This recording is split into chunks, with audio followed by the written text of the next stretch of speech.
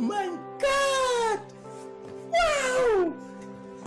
So as you guys can see, Michael Thomas just got paid that massive contract. It is the biggest contract that a receiver's ever made. It's the biggest contract that a non-quarterback offensive player has ever made. It's pretty ridiculous. It's well deserved, but it makes you think about like what's like guys like Julio gonna get paid. Not saying Julio's better than Michael Thomas, but I mean, okay, yeah, I'm saying Julio's better than Michael Thomas. But it's real close. It's more just favoritism, I guess. But he received 5 years, 100 mil, 61 million guaranteed. And if you take Julio's contract that he signed in 2015, he signed a 5-year, 71 million with 35 million guaranteed. So, I mean, in a span of 4 years, like that much more money. I mean, I just feel like the NFL is just growing and growing and growing and just bringing in more and more money, obviously. So, I just wanted to touch on that. It's pretty big time. Zeke's still holding out. It's kind of looking real bad, to be honest. He just like I read some things that like they're just not even close. So I said before my other video that I'm not worried about Zeke and I'm not worried about Michael Thomas, and Michael Thomas got signed, but now that I read all this stuff that they're so far away in money for the contract, I'm a little nervous now, and it scares me for fantasy reasons too. So he's probably the second or third player off the board in a lot of drafts. So just for fantasy, that sucks, and for Cowboys fans, that sucks as well. I would say the only good thing is somehow, and mostly because of offensive line, they always have great running backs, and they might even be great, but Zeke's one in a million running back. So, but basically what I'm saying is like somebody running behind that line could probably still get 1,000 yards this year. So, he's not going to be Zeke, but I mean guys like Marion Barber, not that great. So, and he still had great years with the Cowboys. So, and then Melvin Gordon. Melvin Gordon is still $2 to $3 million away a year on his contract. I'm telling you, bro, like, it's not happening. He's either getting traded or it's just not gonna happen. Like, he's gonna be one of those guys that you just don't want to draft. He's gonna be Le'Veon Bell. It's that situation all over again, and it sucks. It really does. Because I love Melvin Gordon. He's actually like one of my favorite running backs. So I would love to see him play, even though he doesn't play for the Ravens. I still want to see him play. So that's kind of crappy. And then the last one, I talked about him a little bit last week, and not really because I don't really care about offensive linemen. But Trent Williams is one of the best left tackles in the league for the Redskins, and they couldn't come to terms, and now he wants to trade. So they're looking to trade him, and of course, the Patriots. The Patriots are who they're talking to. The Patriots gotta protect their baby Tom. So yeah, I could definitely see that happening. I don't even know what they would get for Trent. He is a top left tackle. He does have injury problems, but he's still one of the best left tackles and offensive linemen in the league. So I would think it would be like maybe a couple picks, but the Patriots seem to always get by with not having to give up a whole lot. So so that's all the holdout talk, the contract talk. Now I kind of want to get in this top 100 that's voted by the players. So every year the NFL releases a top 100 that's literally voted only by players and teammates, really, that play against these guys and play with these guys. So I kind of was looking at it, and I look at it every year, and a lot of it is like, okay, like I could see that, and then some of it's like, what? Like, how? So I kind of want to get into players that I think either should be higher or should not even really be on the list at all. Let me know if you've looked at it or like if you think somebody should be higher, or if you agree with me at all in the comment section. I would like to know your perspective on it, because some of it is just like, you know. Um, so the first one is Xavier Howard. Xavier Howard, underrated cornerback, probably one of the best cornerbacks in the league right now.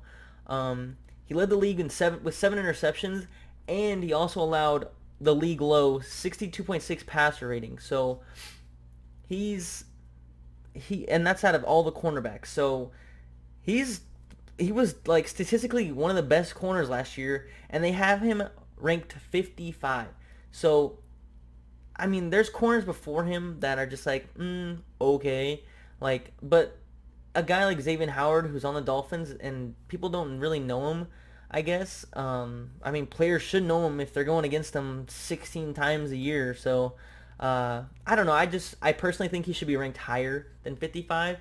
Um, he proved it last year. So, and it literally just goes off stats last year. So, the next one is mind blowing to me. I don't understand.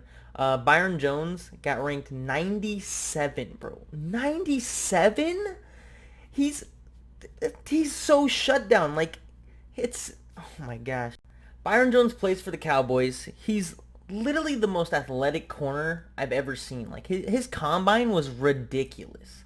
Like, his broad jump, his vertical is like 44 or something. He had a great year last year, and to be 96, like he's also one of like the top probably 7 corners in the league right now. How is he ranked 96? I don't get it. This next one that I think should be ranked way higher. I kind of did 3 and 3 actually. Now that I think about it, 3 that should be off, 3 that should be on higher. This next one is Harrison Smith. He's ranked 83. If you don't know Harrison Smith, he's a safety for the Vikings.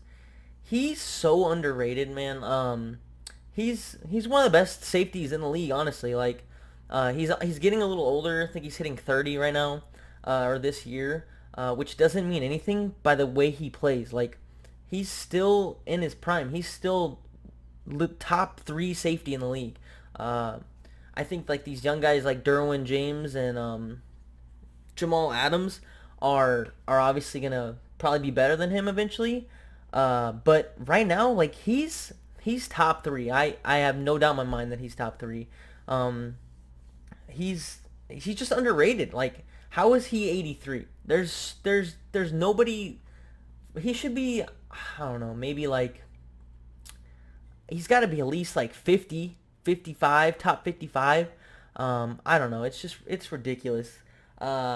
This next one that I love him, shouldn't really be on the list. Kind of think that. But this is all voted by players, so maybe they just respect him. It's Larry Fitzgerald. He's ranked 60.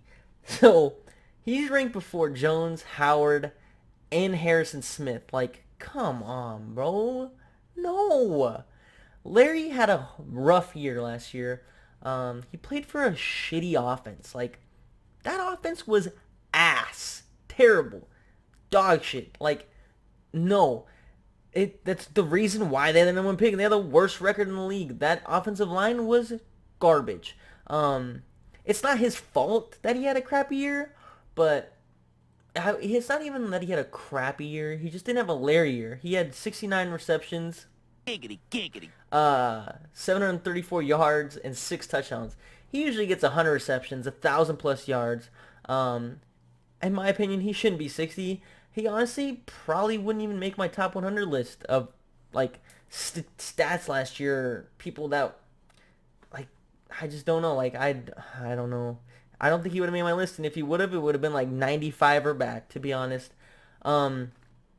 This next one is Baker Mayfield, and Baker Mayfield had a great year, like great rookie year. He's ranked 50 on the top 100. But they have him before Deshaun Watson, who took his team to the playoffs. They have him before Matt Ryan, who had 1,200 more yards than him. He had 8 more touchdowns and 7 less picks. Like, how does that work? like, I'm not taking away from Baker because he did have a great year, but I just don't think he's better than those two quarterbacks in general. Plus, some of the players that are behind him. Like, if they're gonna put Baker in the top 100, he should be like maybe like 80 or back. Like, that's why I like legitimately see him. I'm not saying that because I'm a Ravens fan and he's on the Browns. I didn't really like Baker coming into the rookie draft, but he did surprise me. He was probably one of the best quarterbacks coming or from that draft, except for Lamar. What? Just kidding. We'll see. But yeah, I just don't see him being before Matt Ryan or Deshaun Watson. So the next one and the last one is Mark Ingram. He's ranked 80, and he didn't really do a whole lot last year. He missed 4 games from suspension at the beginning of the year. He had 45 yards, and 6 touchdowns. He's rated higher than like Bradley Chubb, Trent Williams, Darius Slay, Harrison Smith, Byron Jones. Like, no, no. He didn't do anything. Like, I get it. He's on the Ravens. I shouldn't be bashing him, but I'm not really bashing him. I'm just like statistically, he didn't really do a whole lot. And I think without him, the Saints would have been fine. They were doing just fine without him. So I wouldn't say he really helped his team a whole lot. But, I mean, he's a great running back. He's obviously probably going to have a way better season this year. Probably hit 1,000 yards. But just last year in general, just not top 100. I don't even think he should be on the top 100 at all. But yeah, that's pretty much my perspective on it. If you haven't seen the list, go check it out. It's just NFL Top 100. Let me know if you think like some players are rated too high or some players weren't on there that should have been that you think should have been. But yeah, if you enjoyed the video, then go ahead and hit that like button. Subscribe if you haven't already. And as always, I appreciate the views and the support. So yeah, peace.